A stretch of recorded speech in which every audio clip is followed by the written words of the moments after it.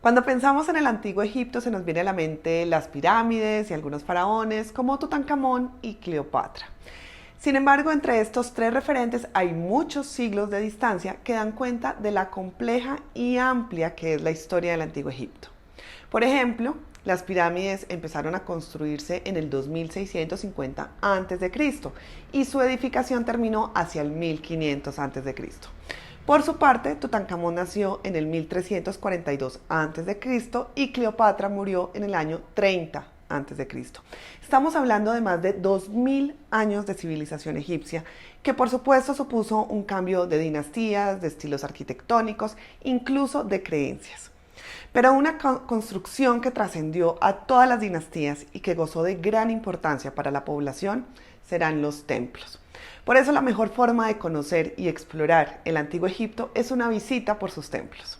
Acompáñenme a viajar a Egipto a través de sus principales templos. Soy Juliana Hurtado, comenzamos. Para los antiguos egipcios, los templos eran la residencia de los dioses en la tierra, siendo un espacio de unión entre el mundo divino y el humano.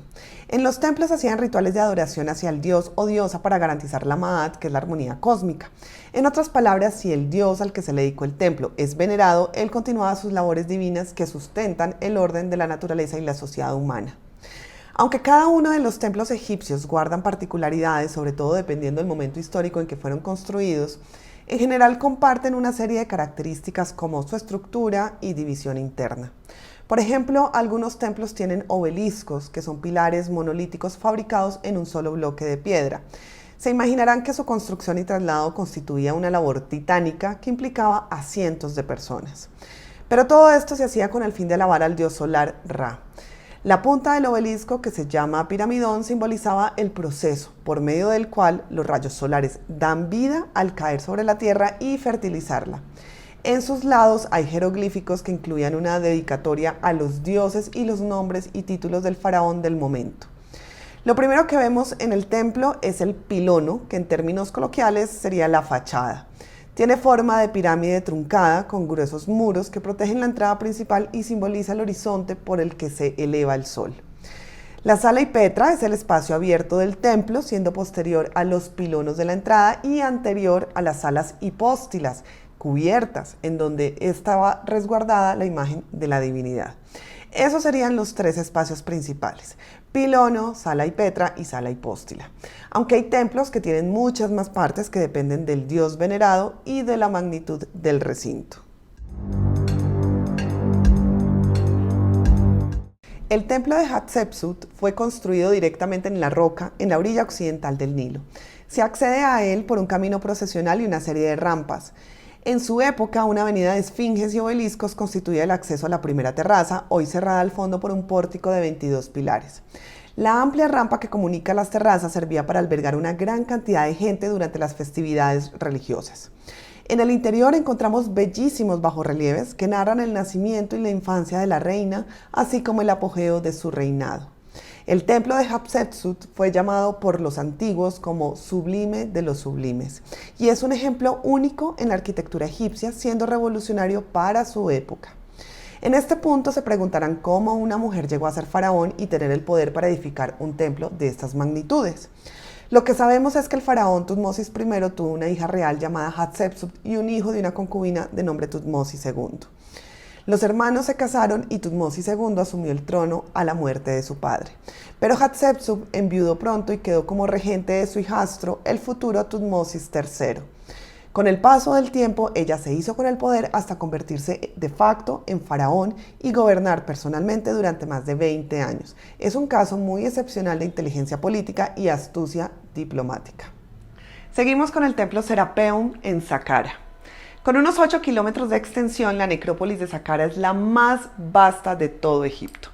Históricamente es también la más importante porque en ella están representadas todas las dinastías principales y aquí se construyó la primera pirámide de la historia, la escalonada de Zoser. En Saqqara también encontramos el templo de Serapeum construido hacia el 1400 a.C.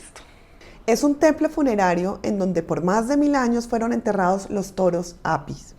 Para los antiguos, en Egipto había un toro sagrado puesto por el dios Ptah, que era cuidado y custodiado. Al momento de su muerte se le hacían ceremonias que terminaban en la momificación y en el entierro del toro aquí en el Serapeum.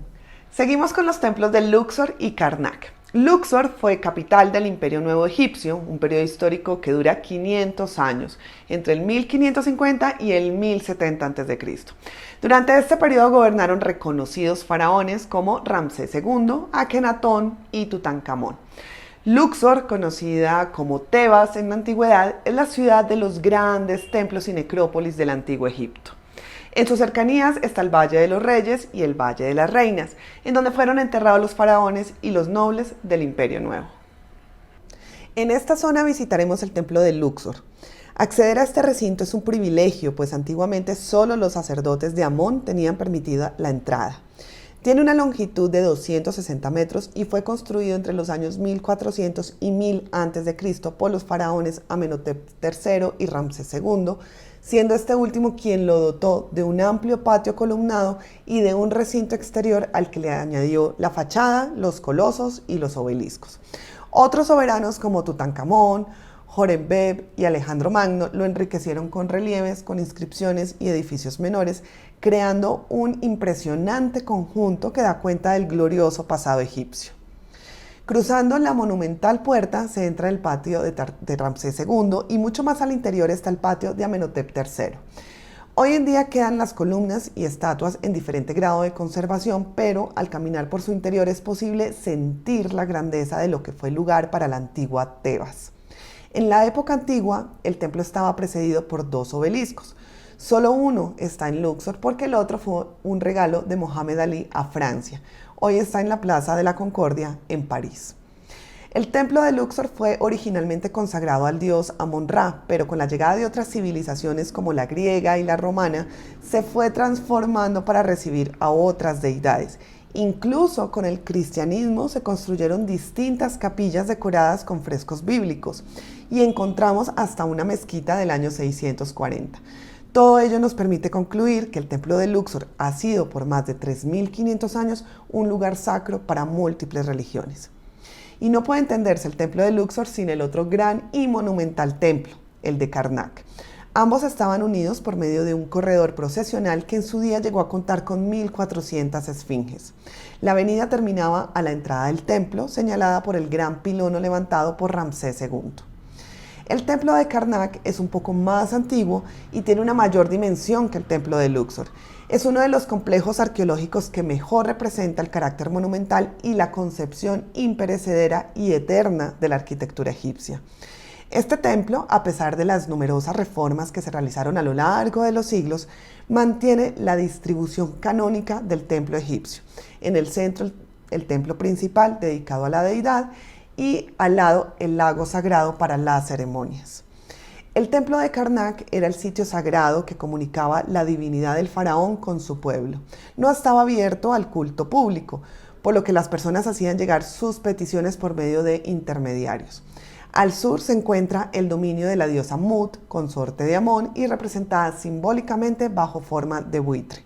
Y por último, al norte se extiende por 2,5 hectáreas el dominio de Montu, dios de la guerra. Continuamos con el templo de Seti I, en Abidos. Fue el gran centro de culto a Osiris, dios protector de los difuntos y señor del más allá. Los antiguos egipcios creían que aquí se encontraba la entrada al otro mundo. El faraón Seti I, quien gobernó desde el año 1290 a.C., hizo construir ese templo, pero fue su hijo Ramsés II quien le dio su toque de esplendor. En los relieves aparecen profusamente padre e hijo, presentando ofrendas, haciendo plegarias y cumpliendo con todo tipo de obligaciones religiosas para agradar al dios. Además, al complejo llegaban peregrinos de todo Egipto durante las festividades de Osiris.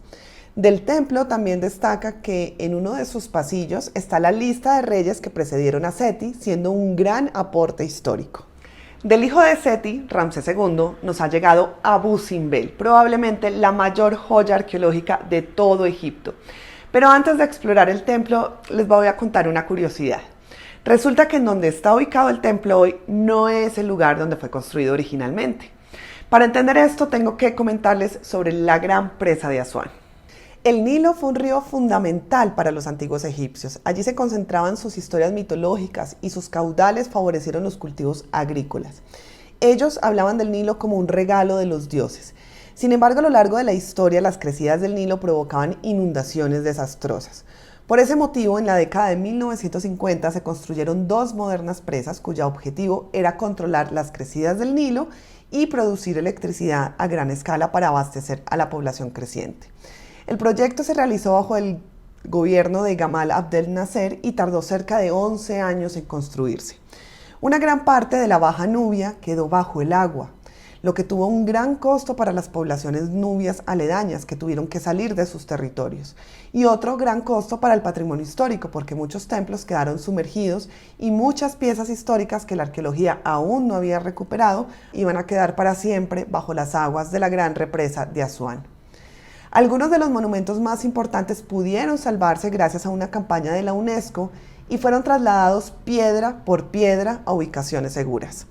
Sin embargo, solamente 24 de ellos quedaron bien después del traslado y entre esos el templo de Abu Simbel, que fue exitosamente trasladado al lugar donde lo podemos apreciar hoy en día. Y menos mal que se salvó porque es una de las creaciones más importantes de toda la antigüedad. Otra curiosidad del templo de Abu Simbel es que durante siglos estuvo bajo la arena hasta que en el siglo XIX el suizo Johann Ludwig Burckhardt lo descubrió. Desde entonces los arqueólogos no han dejado de apreciarlo y de extraer conocimientos de él. El templo está dedicado en teoría a la triada de los dioses Amon-Ra, Harmaquis y Ptah, pero en la práctica fue erigido solo para dar gloria eterna a su constructor, el faraón Ramsés II. En la fachada del gran templo vemos 4 colosales estatuas de Ramsés II de 20 metros de altura y esculpidos en la roca. En el interior hay un vasto vestíbulo de 18 metros de longitud.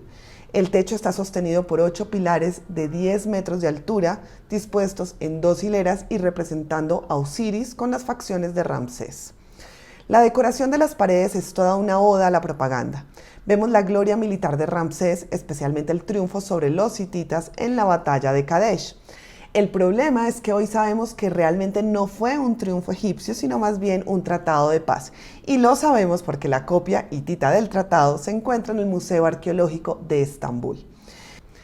Después del vestíbulo se pasa a la sala en donde encontramos la estatua de Ramsés II divinizado, sentado junto a la triada de Ptah, Amon-Ra y Harmaquis.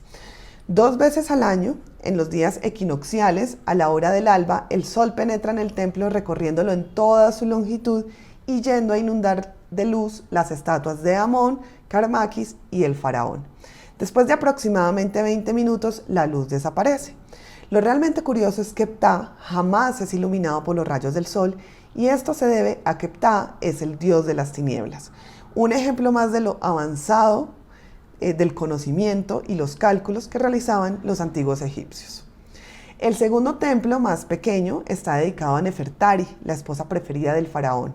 Jamás en el Egipto faraónico la esposa de un rey había sido representada en la fachada de un templo, con una estatua tan alta como las de su regio consorte.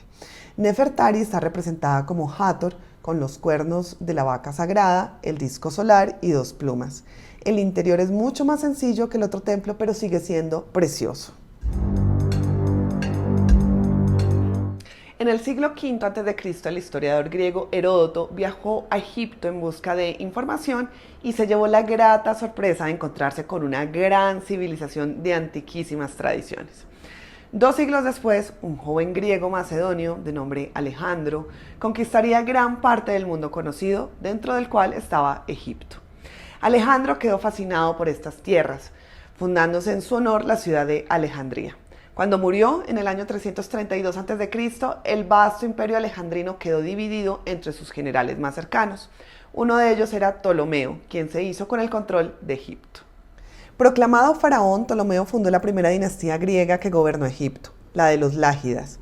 Pese a su origen griego, se hizo coronar siguiendo las tradiciones faraónicas y se representó sobre una barca de papiro, capturando a las aves que poblaban las marismas del delta del Nilo, en lo que era una metáfora de su dominio sobre el caos y expresión de su deseo de destruir todo mal que acechaba a Egipto. Asimismo, ordenó elaborar un título faraónico propio. Con ello, Ptolomeo inauguró el periodo tolemaico, que sería el último del Antiguo Egipto, y que va del 305 a.C. hasta el 30 a.C., año de la muerte de Cleopatra y la consecuente conquista romana. Durante el periodo tolemaico, la población egipcia siguió adorando a sus dioses y construyendo templos en su honor. Inclusive los faraones descendientes de Ptolomeo terminaron convirtiéndose a la religión egipcia y adoptando las costumbres de sus hermanos egipcios. Existe el interesante caso de un sincretismo religioso con Serapis, una deidad greco-egipcia introducida por los ptolemaicos. En materia de arte y arquitectura también es visible una mezcla de tradición griega y egipcia, aunque es la egipcia la que predomina. Todo ello lo vamos a ver en los templos que contaré a continuación. El primer templo tolemaico en esta lista es el templo de Philae. Según la mitología egipcia, cuando el dios Osiris fue asesinado por su hermano Set, quien esparció su cuerpo a lo largo de todo el país, su esposa Isis lo recogió y se refugió en la isla de Philae para reconstruirlo. Sobre el sacro lugar, los egipcios tolemaicos construyeron el templo dedicado a Isis, diosa del amor y la maternidad. El culto a la diosa Isis en la isla de Philae se remonta a tiempos antiquísimos y era tradición que por lo menos una vez al año los egipcios peregrinaran a esta isla sagrada. Sin embargo, el templo de Philae ya no se encuentra en su localización original en la isla de Philae, debido a que también fue trasladado por la presa de Asuán a su actual emplazamiento en la isla de Agilkia, en medio del Nilo.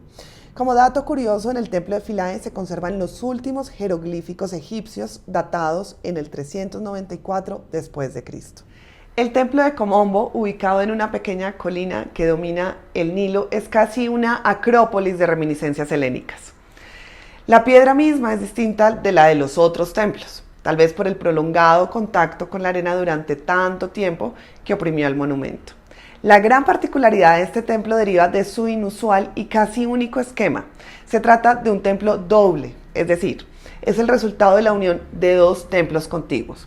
En efecto, el santuario estaba dedicado a dos divinidades distintas: Sobek, con cabeza de cocodrilo, dios de la fertilidad y creador del mundo, y Horus, el anciano, con cabeza de gavilán, dios solar y guerrero.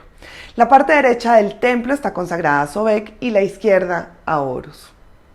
La construcción original de este templo data de la era tolemaica, pero tiempo después los romanos hicieron reformas y retoques que son las que apreciamos en la actualidad. Gracias a los jeroglíficos de sus muros, sabemos que el templo de Komombo fue un sitio relacionado con la medicina.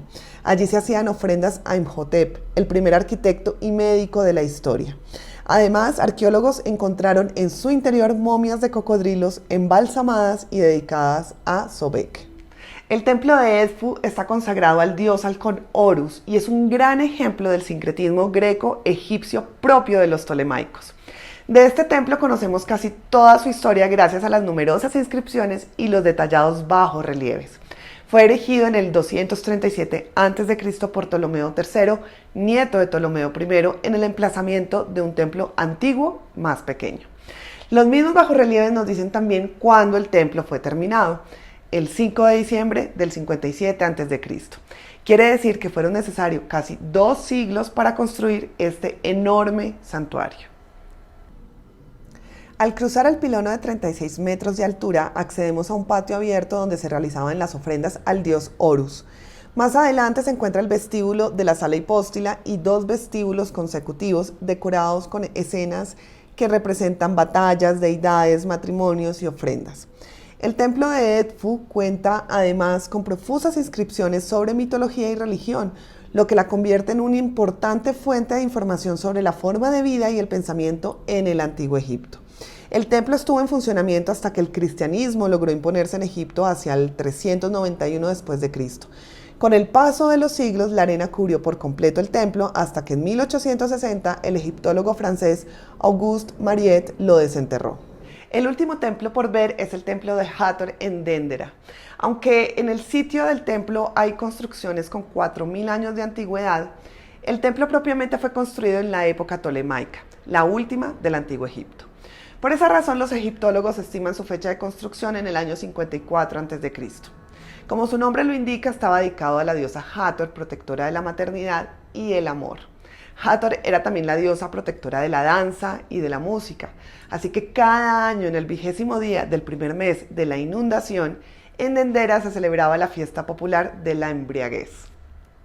El templo de Hathor es uno de los mejor conservados de todo Egipto. Tal es su estado de conservación que incluso podemos ver sus colores originales que los demás templos han perdido. En el pilono hay una representación de la última reina de Egipto, Cleopatra VII, quien aparece junto con su hijo Cesarión haciendo ofrendas a Hathor. Dentro de este templo hay un bellísimo misterio, un zodiaco de 2,5 metros de diámetro que decoraba el techo de una de las capillas. El del sitio es una réplica porque el original está en el Museo del Louvre en París, pero desde que llegó a Europa no ha dejado de asombrar a los investigadores, quienes relacionan la súbita aparición de este tipo de signos astrales en Egipto con las relaciones intelectuales mantenidas con el mundo griego de la dinastía tolemaica.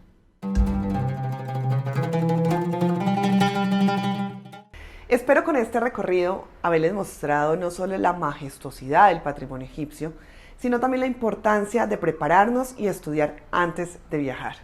Porque comprender los distintos momentos históricos nos permite tener las herramientas adecuadas para observar los monumentos y ubicarlos en su contexto histórico. El error que cometen muchos viajeros con Egipto es pensar que todo se dio más o menos en la misma época, desde las pirámides a los templos. Y como ya he señalado anteriormente, este viaje es un recorrido por el antiguo Egipto, pero a lo largo de 2000 años de historia. Así que hay que hacernos con un buen paquete de conocimientos que les ofrecemos a nuestros viajeros aquí en Paideia, para que realmente el viaje sea interiorizado más allá de la estética de los monumentos. Los invito a conocer nuestros viajes culturales en nuestra página web y también a suscribirse a nuestro newsletter a través del link en la descripción. Suscríbanse a nuestro canal si no lo han hecho y agradecemos sus comentarios y sus likes. Soy Juliana Hurtado y nos vemos en un próximo destino.